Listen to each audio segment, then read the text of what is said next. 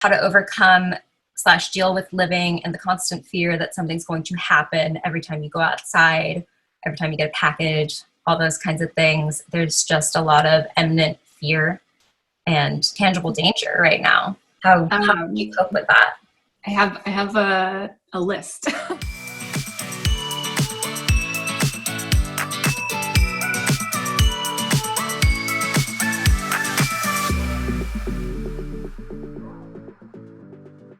Hey guys, welcome back to another episode of The Vegan View. Today's episode is a little different. We're doing it Zoom style. And today we wanted to bring on a special guest. We have Anna Blanken here. She is a doctoral student of neuropsychology. She's also a vegan herself. And we wanted to just pick her brain about all things mental health and how to take care of yourself during this time. So welcome. Thanks for coming. Hi, everyone.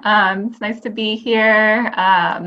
Nice to see some new faces after being stuck with my fiance for the past 3 weeks. I feel like collectively as a whole, we're all going through a very similar trauma with everything going on in the world right now, like the grief of things ending, of jobs, of relationships being far away, of just the overall fear of the virus going on. And that's why we're having you on. We thought it would be a great way to talk about this, how to cope, and give everyone, including us, some coping mechanisms and coping skills that could help us out. And we also have some questions that we asked in our Facebook group, and hopefully we can help some people out.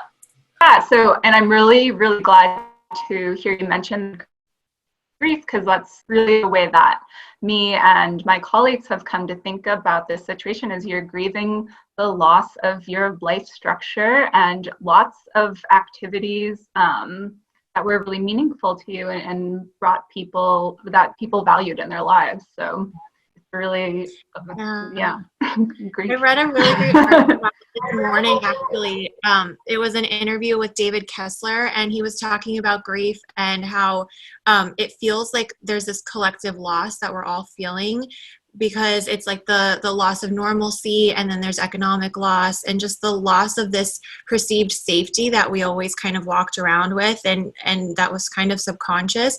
And so that and the loss of certainty. So it feels like grief, even though it's a different kind of grief than I think what a lot of people think of as grief. And so there's a lot of mental, almost like you're judging yourself, like, why am I feeling this way? Is this grief? Especially if you're not someone who's on the front lines or personally affected by it. It might be a strange feeling for a lot of people to feel like, well, why am I experiencing these emotional ups and downs when I'm home safe and my job is just to be home? It's still very traumatic for a lot of us. Yeah, those are all really normal thoughts to be having right now. You mentioned the loss of certainty, and a lot of people are experiencing symptoms in response to that loss of getting up and knowing what to expect for your day. And that can look like grief, that can look like depression, that can look like anxiety. And those are symptoms that a lot of people maybe aren't used to feeling, but could be coming up right now. Yeah. Yeah, that's been a huge phenomenon. I was looking, I think it was on Instagram, they were talking about how many people are coming in with shortness of breath, with rapid heart rate, thinking they had the virus, and coming out with a diagnosis of anxiety, where I think there's this whole new awareness of like what anxiety is, what depression is, and like how it's coming into our lives and becoming a very common thing. And I feel like in the topic of mental health now is more important than ever, because we are all collectively going through it and learning all these new ways that our bodies are responding to everything going on in the world.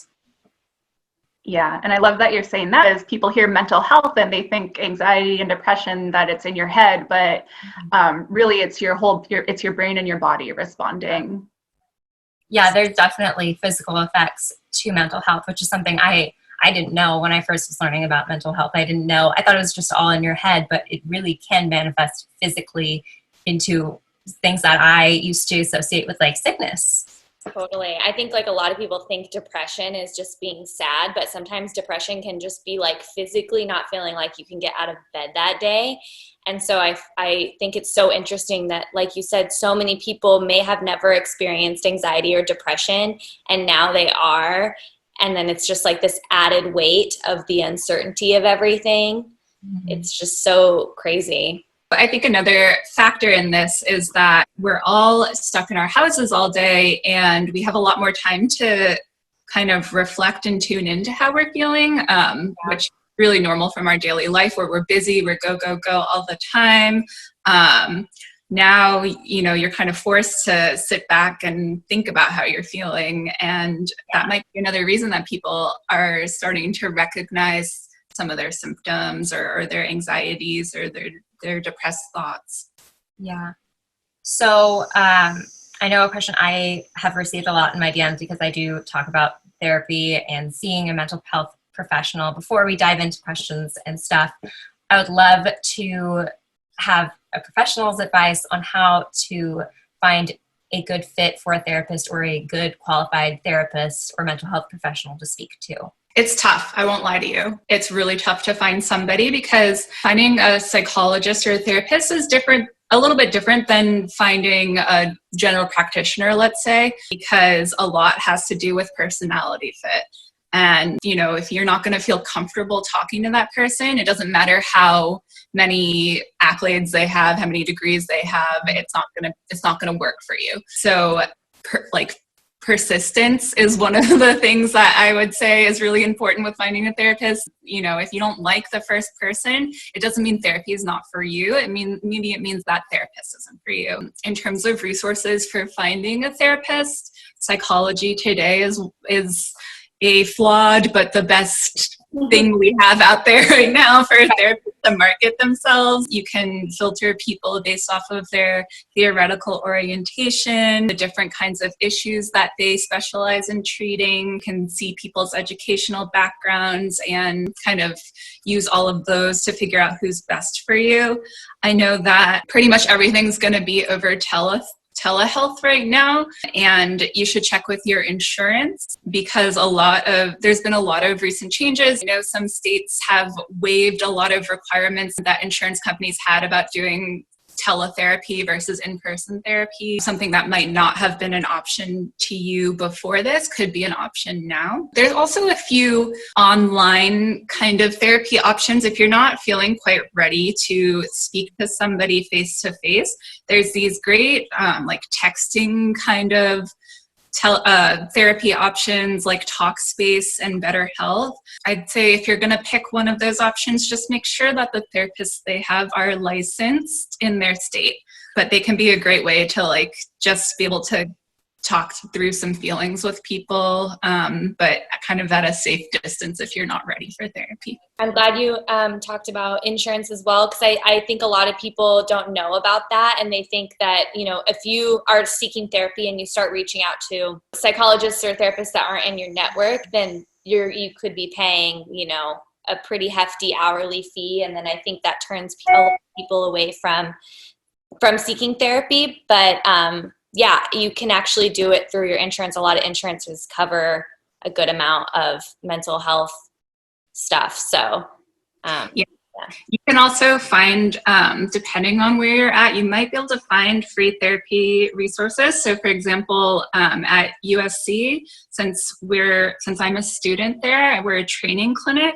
All of the services that I offer are low cost, if not free. So, if you know that there's a school that has psychologists in training, you might check that out. There's also some public free therapy services that might, are kind of specific to your area or your presenting problem or your demographic sometimes. That can be really useful. Another option, if you're not feeling up to the commitment of a therapist or talking to someone regularly, I think a lot of people know about crisis hotlines. So if you're in danger, that's a good option, but there's also warm lines. Those are phone numbers you can call just to talk one time with somebody through, so if you're like in a particularly dark place, but you don't feel like you're in danger.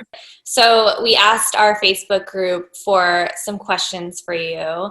So I figured we would go through those. So the first one, I've heard this a lot, and I'm actually very interested in your thoughts on this, is how do you best get through a breakup during this time when you live alone and aren't working? Oh yeah, That's that's really hard. That's really hard because, like we were talking about grief earlier, now you've got a double whammy of you're grieving the loss of your relationship. And for that, I think my main message to you is to be really kind to yourself right now in whatever ways possible, whether that's like writing down something you value about yourself every day, you know, doing other self-care, like think about what you would normally do in a breakup. I know a lot of people do like the ice cream in the bathtub route, or like do something nice for yourself every single day. I'd say that's one way that will kind of ease that suffering. Stay as connected as possible to the people that you do love and value in your life still. I'm sure that, you know, there's friends or family members that would love to get you through that time. Just allowing yourself to grieve the loss of that relationship. I think not enough people just let themselves feel it, to be honest. Like, yeah, that's hard. yeah, I'm definitely one of those people who like tries to block out sad emotion and like overcompensate and be like happy when there has to be sadness fully expressed to be like happy again. You can't be like one consistent thing. It's just like the movie Inside Out, like kids movie, but there has to be like multiple elements of feelings, and like demonizing grief and like sadness and anger doesn't allow like a full spectrum of happiness and like every single emotion. So yeah, I think that's really important, is to feel that. Yeah, and I think that's a really great movie, actually. So if you haven't watched that, go ahead and watch that.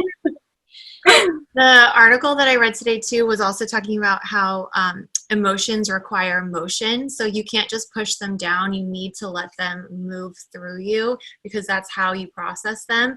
And it's such a simple little turn of phrase, but emotions need motion. That really stuck with me. So instead of like trying to make bad thoughts go away or ignore your sadness, like really just sit with it, let it move through you and experience it, and then try to find some peace that way.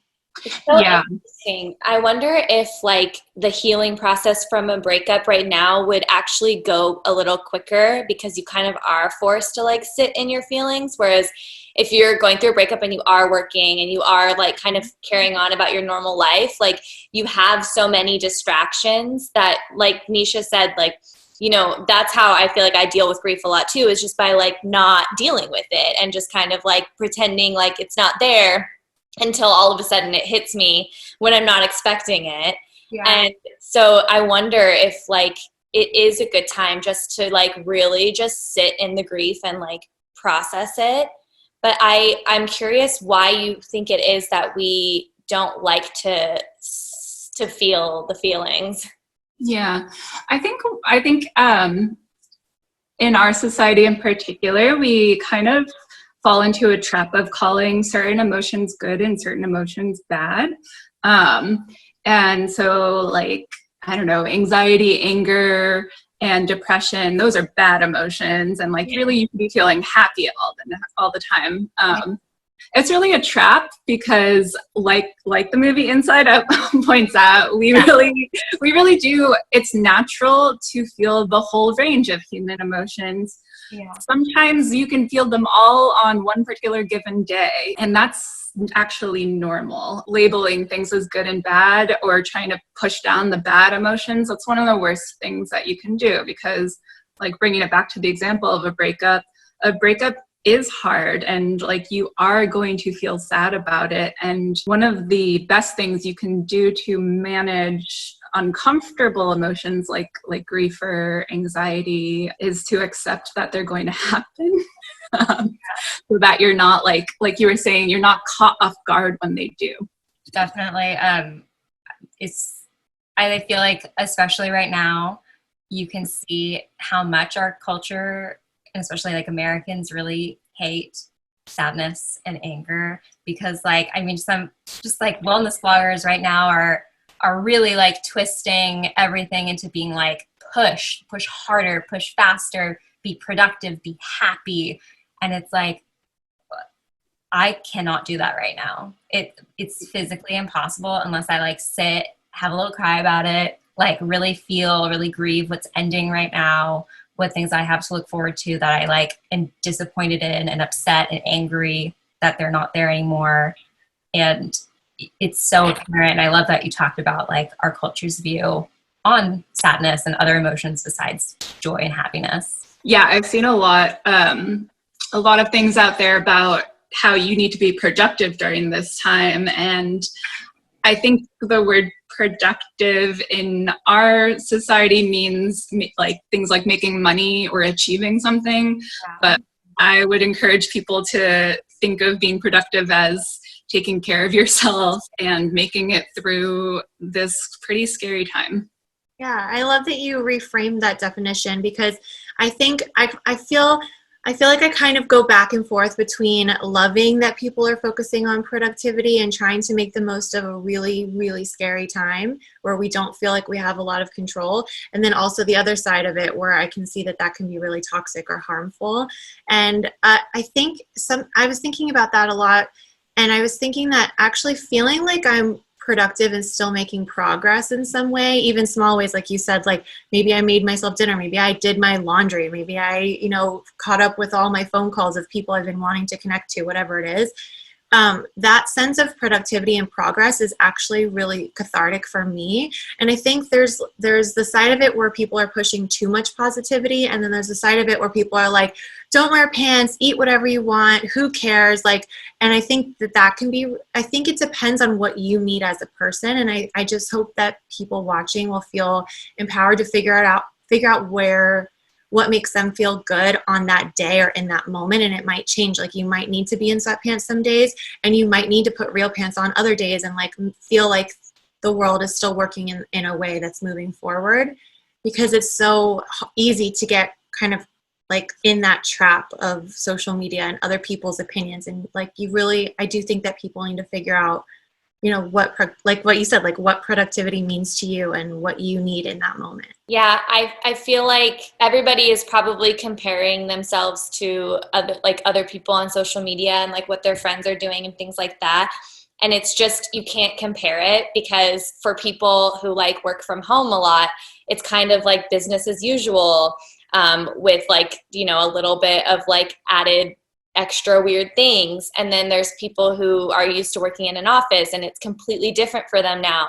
And then there's people who were laid off maybe, and this is the first time in who knows how long that they've had free time. So for them, like sitting on the couch and watching Netflix for a couple of weeks, like maybe that's what they need. Like I got a job right out of college, and then I ended up getting laid off and had like a 3-week gap where I didn't have anything. And I was like the biggest, like I just embraced all the Netflix. Like I was just on my couch. I was like just cooking when I felt like it, and just kind of like living, just a super relaxed life. But for that point in my life, it was exactly what I needed.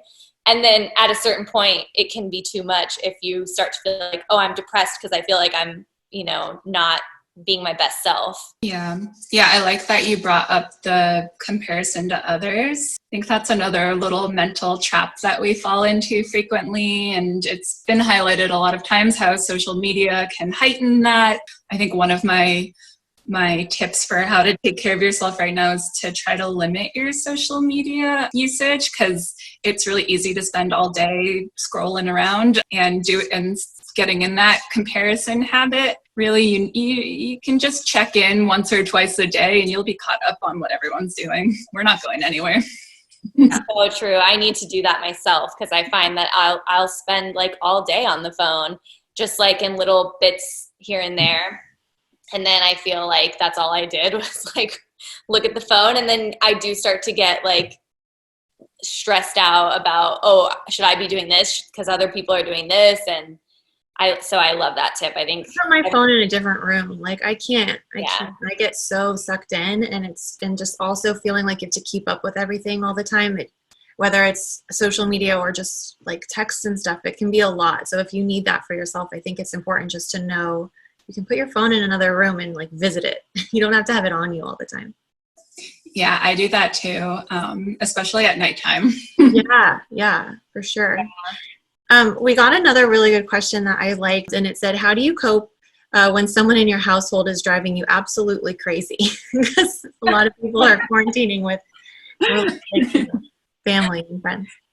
Something that can be really helpful for that is not beating yourself up about that. I think, it's totally normal for some, like when you're in such close quarters with another person, that you're not going to get along about every little thing. Yeah. Something that I think is helpful is like, if you have the space to do it, like carving out your own little portion of your household, or even if you're in a tiny apartment with somebody, like just having your own corner that you can go to get a break would be really important. Making sure that you're talking to other people over the phone or Zoom too, that just getting some exposure to some other people. Yeah. Do you recommend saying something to somebody if they're like driving you crazy? Not speaking from personal experience. Surprisingly loving this, but yeah. I think that depends on if you think it's something that would be easily resolved. Like, if your fiance's video games are too loud or something like that, maybe he can wear headphones. I think I would say to be careful, because I think we're all reacting to the pandemic in various ways. Some of them might be kind of strange, or people are easily irritable, or there's just a lot of new behaviors might come up. So showing some extra compassion during this time is going to be really worth your while too. If they're driving you crazy, if you can find a way to just say to yourself, okay, they're going to do that, I don't like it, but I'm going to go over here and do my own thing, that would be very helpful to you. Yeah, and you don't have to do everything together too. Like, I think sometimes, especially if you're a couple or whatever, you think that you have to do everything together, and if you're in a small space, that could be a lot. So it's okay to go into another room and like do whatever you want. Paint your toenails. Light a candle. My partner and I, we both work from home, so this is quite normal for us. And at the beginning of when he started working from home a couple years ago, like every little thing he did drove me crazy. Like the way he was chewing during lunch while I was working, I was like, why are you eating like that? Like, why are you doing it that way? And some things that I like find really helpful is don't lash out hot. So if you're feeling like actively upset and reactive, like hold on to it. Just like you can write it down, you can just have a second, and like having a space I go to just cool off. Like I have a timer, like a time cube to just go cool off, or even just to take breaks from my computer, from my phone, like having a little timer to set like clear boundaries of when I need to take care of myself and decompress. Like going into your car, if you have one. Sometimes I'll step inside my closet, which is very packed. But like we have like a whole open apartment, so there's not really a lot of room for me to take a step out. But even like taking a step outside my door, having like a wall somewhere that I can look that is just my own is really important to cool off. And then like later on, if it is really an issue and not something I'm carrying from work, which is like I realize like, oh, I'm actually like upset, my computer keeps freezing, or like I'm waiting on this package and I need it for a video and it's not coming and I'm mad, so I'm gonna get mad about the crumbs on the counter. And like getting to know how to self-soothe with a person in the room with you is really important. And like I think that's why I'm enjoying this time so much, is because like I'm so used to having that game plan of self-soothing. Yeah, let's talk about self-soothing. Yes. It's a great time to learn how to self-soothe. So we've talked about being able to sit with an uncomfortable emotion, but there's also a whole bunch of things you can do to kind of take care of yourself while you're experiencing an uncomfortable emotion. And so one thing that I wanted to kind of give your viewers as a tool is some self-soothing tips. So one common exercise that we talk to people about to develop some like a self-soothing toolkit is to use your 5 senses. You know, sometimes things we can sense that are positive, some are kind of unpleasant. So you can hone in on that to take care of yourself by, you know, having a toolkit of, okay, when I'm upset, what's something that makes me feel better? Is it a particular song that I like to hear? Is it a particular image or show that I like to watch? You know, what are the other senses? Taste. Is there a particular, you know, tea or something that like calms me down or cheers me up in the moment? Do you have something soft and cozy to put on? Or whatever sensation is pleasant to you. Did we cover all of them? Smell. Oh, smell. Yeah. So I don't know. I love my essential oils. Or I love the smell of like heating up some vanilla in the oven and it makes your house smell like cookies. Would you guys want to like share a thing you do to self-soothe maybe? Like something you like putting on a face mask, putting on your jammies. All of those. Yeah.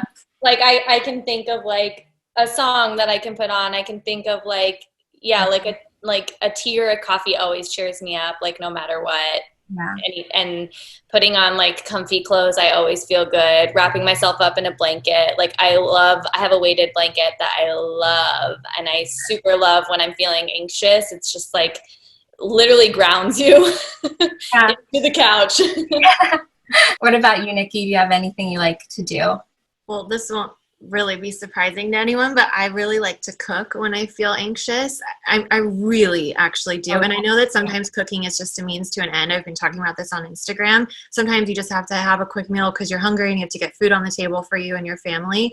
But it's also an activity, and it's also something that you are making with your hands. So it's an art form in certain ways. And it's something that not only are you making in the moment, but then like let's say you're baking something and then the house smells good as well. So it's multiple, it's sensory in multiple different ways. Yeah. The house smells good, and then even you clean up afterwards and you like put the cookies in a Tupperware and they're on the container. There's just this sense of like you created a hominess and did something that kind of took you out of whatever it was you were doing, and you went into the kitchen, made something that in that way. And there's just something that is very cathartic about that kind of creativity for me. It's my happy place. I read this article that said cooking was like a very tactile way to channel anger and self-soothe. And I was thinking, I was like, every time I'm like chopping carrots, I think I like channel my anger into that. So I like feel it's like a very tactile thing. Well, I find myself just getting totally lost. And like, yeah. Waiting. Even if I'm just making it for me, like doing a swirl of something, it's like, it doesn't matter. And I don't do it all the time. I don't even do it most of the time. But when I am in that mood and I just need to feel calm, there's just something about getting lost in that. I'll put music on. Sometimes I'll put classical music on and it feels like very, very fancy. It's fun. Yeah, I love all these examples. And I think the thing that all of you have commented on is that it's grounding or calming. And I think what self-soothing through your different senses it's a way for you to really like tune into one thing or like just a few things at a time and not have to think about anything else. And it really helps you kind of weather the storm of whatever is going on in your mind. Yeah. How is that different than avoiding? So it's like, because on the one hand, you're so present that you're not feeling something, but then that's also a good thing and not avoiding. So how is that different? How, if people are confused about that? That's a great question. So it's different than avoiding because when you're trying to avoid feeling something, you do this kind of like people kind of have the imagery of like shoving it all down or trapping it somewhere. And what you're really doing is you're trying to numb yourself from feeling anything at all. And that's problematic because if you're not feeling your anger, your anxiety, you're not going to feel happiness either.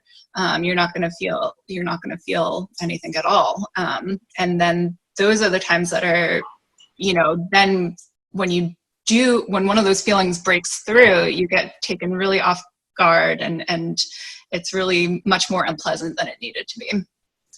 So it's different because you're still allowing yourself to feel, but you are kind of regaining some control over what you want to be feeling. So right now I just want to be feeling the sound of the music, the classical music that I like coming in, Yeah, I think a lot of people have been talking about numbing out, and numbing out behaviors will be like when you're not feeling anything and you're either like playing video games or swiping, and you're just like, you went from feeling really anxious to like nothing, and you're just kind of like lost in your own world. Like I was reading someone's like Instagram, it was like excessive video games for hours, swiping through Instagram and not actually like seeing it, kind of like not being in your body. And I know that at this time it feels really good to numb out.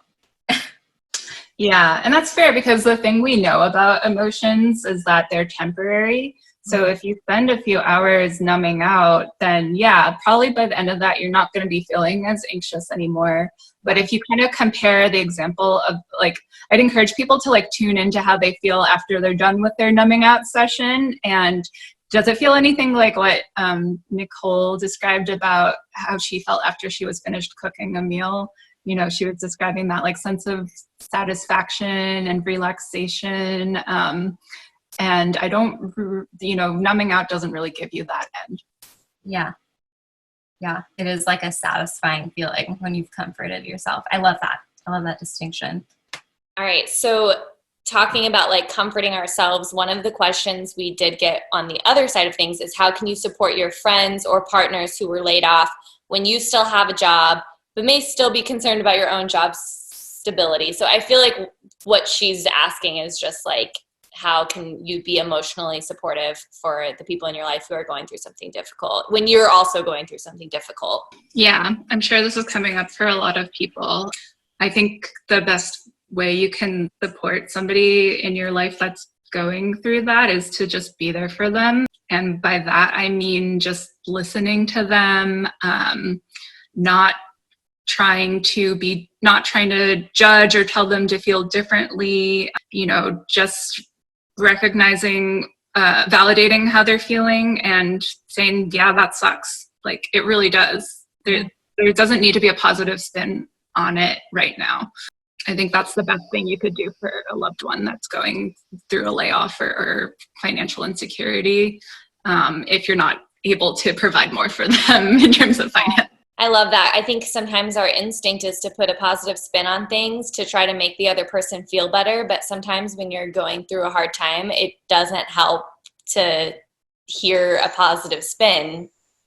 It can feel minimizing. It can feel like they're minimizing. Yeah. I think something that's like so special about all of our friendships is like, we really don't try to fix. We are so there for each other. Like, I remember a piece of my car just like fell off the other day, and I like voice messaged the girls and I was like, I need to talk about this. And they're like, yeah, that fucking sucks. That's rough. I can't believe that happened. I can't believe that happened to you. Well, 10 times better than if someone was like, well, you should be doing this. You should be doing this. Have you tried doing that? Like, I'm an adult. I can figure all that stuff out. I just need that like love and support. Yeah. Yeah. I would love to know what you think of the love languages, because this conversation is making me think about that. And like, I think sometimes it's good to know what your love language is versus someone else's love language. Those of you watching, if you're not familiar, it's a book called The Love Languages, and you can take a quiz and find out how you communicate love and how you receive love. And sometimes with people, whether it's a partner or a family member or friend, you might be showing love in the way that you receive love, and it's not like getting through to them because they have a different love language or a primary love language. So I was thinking that when you're especially consoling a spouse or someone or a partner who lost a job, for example, you might be consoling them in the way that you think that would make you feel better, and actually what they need is something different. Maybe it's acts of service, maybe it's a gift of some kind, So what do you think about love languages? I think that the love languages are really useful for exactly the reasons you're saying. Like, I love getting people to take the love language quiz, especially if they're having relationship problems, because it gives you kind of like a jumping off point to recognize your differences and be able to talk about them with whether it's your partner, your friend, or your mom or something. You kind of have something concrete that you can realize, like, oh yeah, when I'm feeling, or I receive love through acts of service, but they do through words of affirmation. And it gives you an idea of like, why aren't they responding to my attempts to comfort them the way I want them to? B, like, it also helps people realize what they need in a given moment, so that you can reach out and say like, okay, maybe your friends are trying to fix your problem, but all you really want them to do is empathize. So you can actually communicate that, like, oh, can you just sit here with me and kind of tough it out? And people will respond well to that. Yeah, I think asking for what you need and what you want is something that I feel we're not told that we're allowed to do. And it's so important for being, like, just feeling good and feeling mentally healthy and having good relationships. And then on the other side, like, asking how can I help you instead of trying to just figure it out, I think is such a powerful thing as well. Yeah, definitely. Agreed. We got a question on how to overcome / deal with living in the constant fear that something's going to happen every time you go outside, every time you get a package, all those kinds of things. There's just a lot of imminent fear and like tangible danger right now. Yeah. How do you cope with that? I have a list of things that I knew this question would be coming. Well, okay, so I think one of the important things is to realize that fear and anxiety right now is a normal response that most people are going through. So why that's important to realize is that it helps you, like we've been talking about earlier, with the acceptance that those emotions are going to come. That helps you kind of separate yourself from them a little bit and be like, okay, I'm feeling anxious to go out to the mailbox because I don't want to get infected, and that's a valid response. That's not a bad thing. That's a normal response. And already, if you think that way about something like anxiety or fear, you're going to feel a lot better about it. Also, I think a thing that people should remember or kind of reflect on is kind of know your tools. So by that, I mean, we step out of our houses every day and there's a whole bunch of uncertainty. I don't know how many, like, lots of you jump in your car every day, and that's an extremely dangerous thing to do, even just drive a car. Somehow we tolerate the uncertainty of what's going to happen on the road. Kind of try to think about how you do that, like, because we manage our anxiety a lot of times in kind of an automatic way. And you probably have more resources than you think in terms of, how you cope with your anxieties. I think letting go of the idea that we have control over the world at all is helpful. A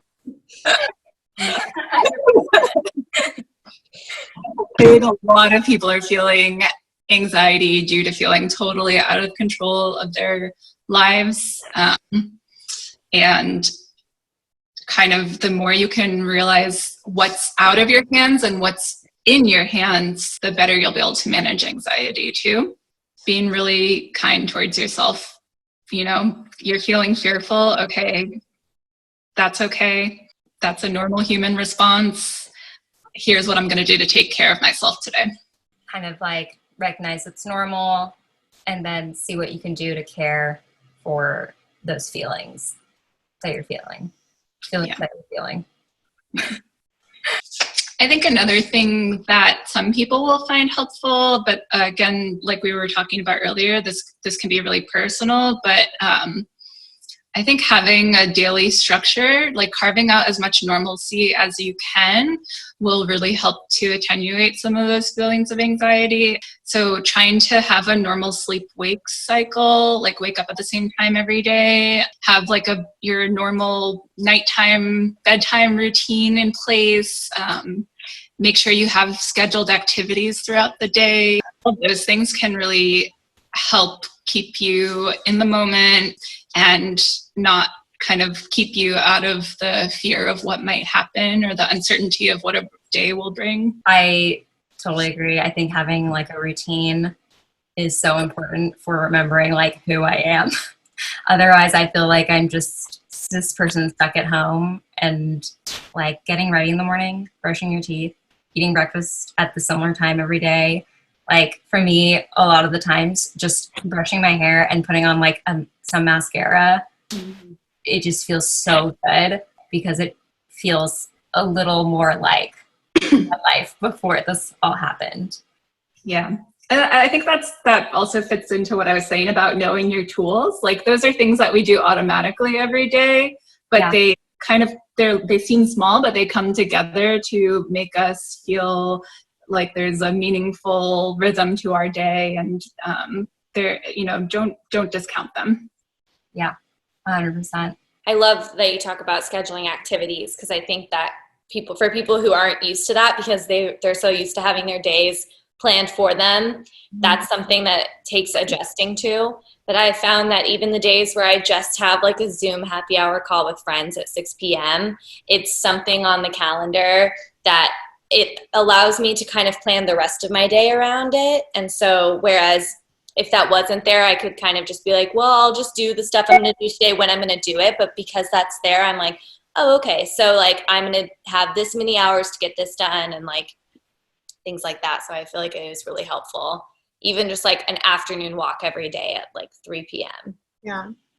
I also really like Emily Schumann's been talking a lot about what you can do, little rituals that you can implement that help your brain just kind of, even if it's very small or subconscious, help your brain kind of realize, okay, morning, now it's afternoon, now it's evening. So she, at the end of a work day from home, will light a candle to signify like the work day is done and now it's evening time. And then they go through their whole making dinner, putting her daughter to sleep, all of that stuff.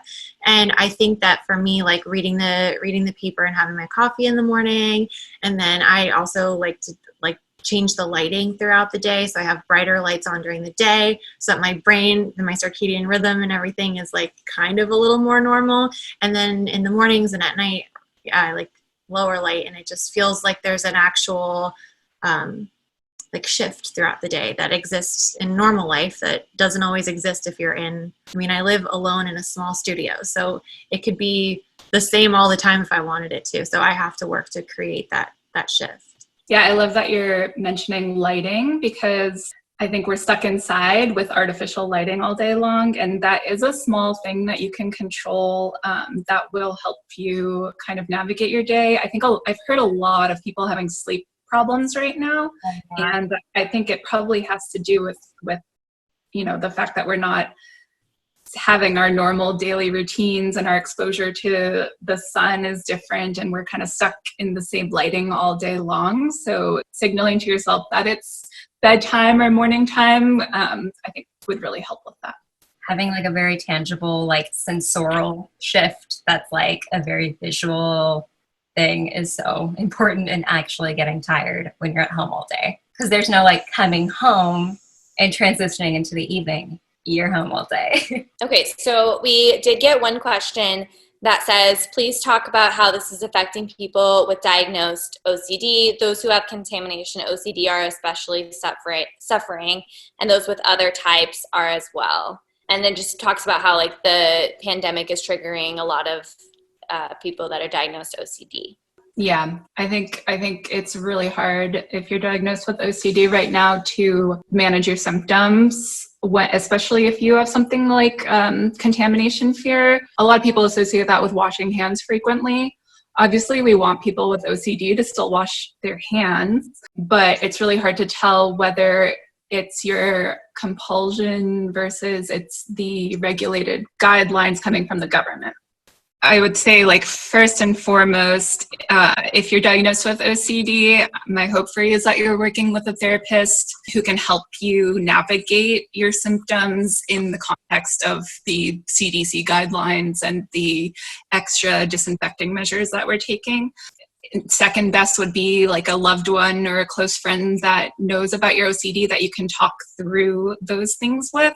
And if you don't, like, I would say give yourself permission to have a plan of how you're going to decide your cleaning habits for the day. So as best you can, rely on, accredited health organizations, what they're recommending, without adding anything extra on. So if they're saying to wash your hands when you come back from outside, go ahead and do that, but check if you're feeling a pressure to wash your hands 5 minutes after that, and then 5 minutes after that.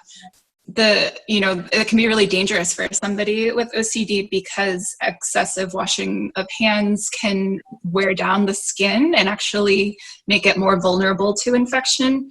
So it's really important to take into check your cleaning behaviors or other compulsions that you're having in response to the fear and anxiety we've been talking about that's coming up with the pandemic. That's really the main advice I'd have for OCD right now. There's an international OCD association that has a lot of resources related to COVID-19 right now as well. So I encourage you to look at that. Okay, we'll link that down below. Yeah, I mean, we're all big fans of therapy, and I feel like now is an amazing time for anybody who's been thinking about talking to somebody to do that, because I feel like there's, like you said earlier, Anna, that there's like all this time that's like bringing up, we're sitting in our feelings, and it's probably bringing up things that maybe you weren't even aware of, that maybe you had pushed down years ago, or maybe it's just something small. I feel like a lot of times people think that in order to go to therapy, you have to have had some sort of diagnosed disorder, or you have to have like very concrete past trauma. But what would you say to people who feel like they don't need therapy, but like they're feeling awful? Yeah. That's a really good point. I think that I think also there's a little bit of a fear that if you go to a therapist that you're going to get diagnosed with something. And I would say that to those people that, feeling anxiety or feeling like having a response of depression to this particular situation is not abnormal. And it actually doesn't mean that you're going to meet criteria for clinical generalized anxiety disorder or clinical depression. It could be that once this all resolves, you move right back into your life. And so if you are dealing with those symptoms, a therapist can be there to help you manage it, and it doesn't require a diagnosis or a label. And so I honestly think that anybody, I'm of that boat, that anybody could. I think that people should have mental health checkups the same way they have physical health checkups. So yes. I think it's a great time to tune in. Yeah. I agree 100%. I think it should be as normal as going to your doctor every year, like at the very least once a year. Check in. This isn't something we're taught in school. Like, mental health literacy is like not a thing in the US. And even if you don't have a clinical diagnosis, I think when people think therapy, they think Freud's couch. They're going to sit and they're going to find out something dirty and dark about themselves. It's so not it. Like, trauma isn't always big T trauma. It's not always something really dark and like something you don't want to reveal. It can be anytime you've like experienced rejection, and learning like why you're having responses, or like how, or even just how to cope with them in healthy ways is so comforting and is really life-changing. That makes me think too of like, I think a lot of times when people don't have the avenue of a therapist in their life, they end up using people that they love and care about in like a similar way, which can be like not the healthiest. Yeah. And I think you brought up a really good point, that a lot of people have in their, like, the idea of therapy that it's Freudian, psychoanalytic, but the predominating orientation of therapy is actually a behavior-based therapy that right now that most therapists should be trained in and use. So it's more about just a lot of what we've been talking about, of like recognizing how certain situations result in you feeling a certain way and behaving in a certain way, and understanding those connections and understanding your patterns and knowing what you can do to change them. I don't really listen to this podcast, but Whitney Port has a podcast, and one of the episodes that actually made me comfortable with going to therapy is that she actually takes you to a therapy session of hers, and you realize what happens in it. And I was like, wow, this is actually really like magical, vulnerable, and like makes you realize what actually does happen in a therapy session, and how like the movies, TV, pop culture really shines a light on therapists in a really horrible way and untrue way. And I think I'll link that down below. It is a very good episode to listen to if you're scared.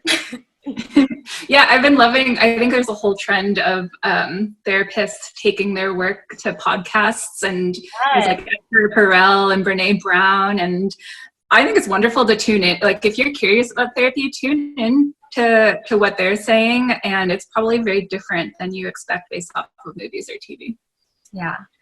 Who was the person you said before, Brene Brown? It cut out on my end. Esther Perel, she's a couples therapist, and she has a podcast where she actually puts the whole therapy session, records it, and puts it on the podcast. And then she'll like cut in and say why she said certain things or why she went a certain direction. It's great.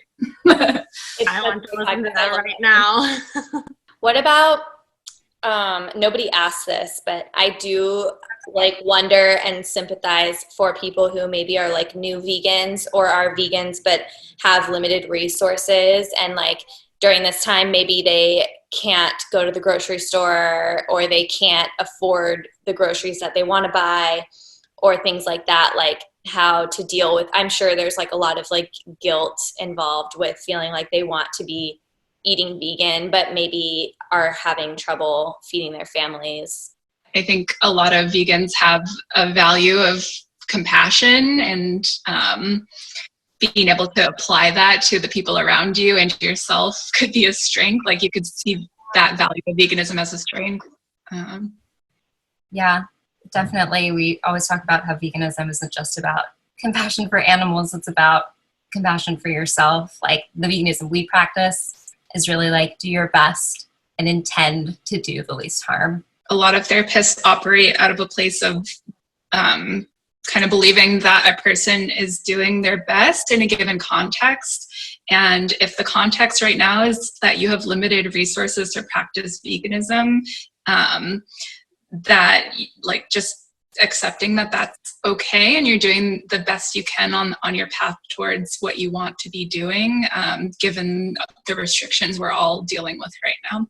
Yeah, I love that. We always say that on the show too, that it's not about perfection. It's just about doing the best you can. And especially earlier, you mentioned that this is temporary, this situation. Like, we don't know how long it's going to be, but it is temporary. So think big picture and think about the good that you're doing, that you are doing, and don't be so hard on yourself, I guess. Yeah. I have a friend whose husband ends every Zoom call that we have with like, we can get through this, and just hearing that is so nice, because it reminds you that it's going to end, and that you do have some control over how you're going through it. And no, it's true. I love that. We can get through this. As always, guys, our Facebook group is going to be linked in the description box, as well as our personal channels. And if you have any questions, please make sure to leave them in the comments below. Thank you so much for being here, Anna. This was such a great episode and very helpful, I think, for me personally, if I do say so myself. Yeah, thank you. Me too. We hope you guys are doing well and staying safe, and we will see you next Monday. Bye. Bye.